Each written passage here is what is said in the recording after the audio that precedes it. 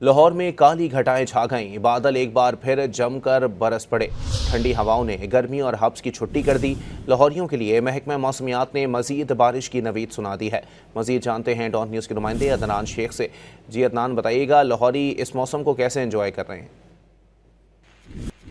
जी बिल्कुल, शहर लाहौर में मौसम की बात करें तो लाहौर शहर का मौसम इंतहाई खुशगवार है, क्योंकि आज सुबह से ही लाहौर के मुख्तलिफ इलाकों में हल्की और तेज़ बारिश का सिलसिला जारी है और लाहौरी गर्मी और हबस के बायस खासे परेशान थे, लेकिन बारिश ने और ठंडी हवाओं ने हबस की छुट्टी कर दी है और लाहौरियों के चेहरे खिल उठे हैं। लाहौर में इस वक्त कम से कम दर्जा हरारत 22 दर्जे सेंटीग्रेड, जबकि ज़्यादा 27 डिग्री सेंटीग्रेड जो है वो रिकॉर्ड किया गया है और 14 किलोमीटर फी घंटे की रफ्तार से हवा जो है वो चल रही है लाहौर में।